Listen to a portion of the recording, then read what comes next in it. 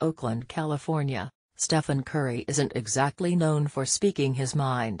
In fact, a case could be made that he is as adept from beyond the three-point line as he is at avoiding controversy away from the court. But Friday, as the defending champion Golden State Warriors held their media day and kicked off the 2017-18 NBA season, Curry not only doubled down on his stance that he has no interest in making the customary White House trip that comes with winning a championship, but also made clear why skipping the trip matters so much to him.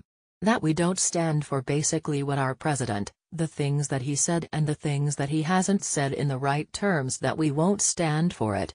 And by acting and not going, hopefully that will inspire some change when it comes to what we tolerate in this country and what is accepted and what we turn a blind eye to.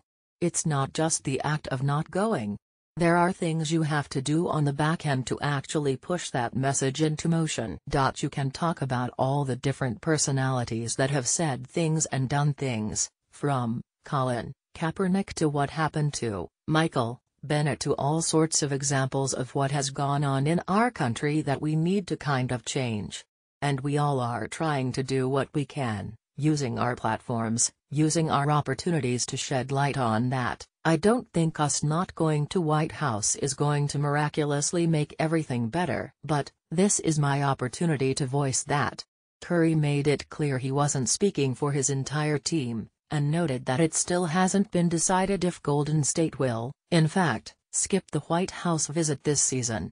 The team is going to meet in the coming weeks and make an official decision, which several players, Coach Steve Kerr and General Manager Bob Myers all reiterated Friday. That has been the plan ever since last season ended, and Friday marked the first time all of them were in the same room together since winning the title in June. But when the man who signed the first $200 million contract in NBA history 3 months ago says he has no interest in going, and won't be changing his mind, an opinion echoed by Kevin Durant, among others, it's hard to see a team meeting changing that. What's notable here is not only Curry being willing to speak this forcefully, but to do so in a direct affront to President Trump, whose administration has proven to be about as divisive as any issue roiling the nation. It's a stark change from how Curry has historically comported himself.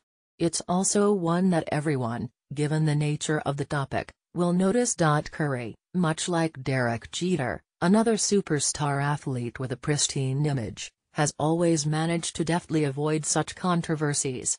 That doesn't mean he's failed to be an example for others to follow. Ask anyone who has ever been around Curry what they think of him, and the response will be a near unanimous string of praise over the way he conducts himself at all times. But Curry has always led by example, not by his voice. It seems, however, that Trump's presidency has been the catalyst to change that.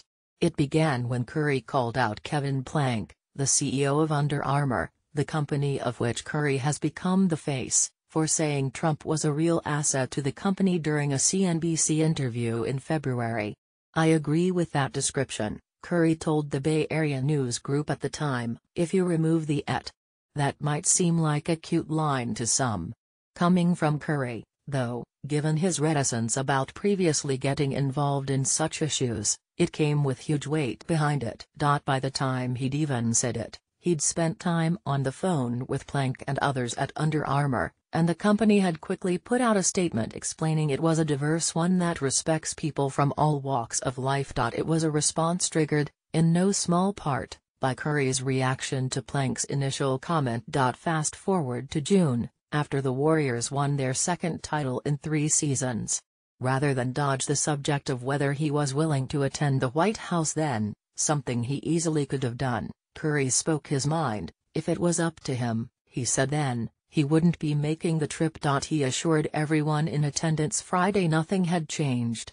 "I don't want to go," Curry said. "That's kind of the nucleus of my beliefs. But, it's not just me going to the White House. If it was, this would be a pretty short conversation. And if that does turn out to be the Warriors' decision, it won't exactly be surprising." What is surprising, though, is Curry's willingness to speak out, and speak loudly, on the subject. It seems he has decided a different kind of example is now necessary. Are you interested in smart, thoughtful analysis of the NBA from the Washington Post and around the web delivered to your inbox every Monday morning? If so, sign up for the Monday Morning Post Up, the Washington Post's NBA newsletter. Read more on th.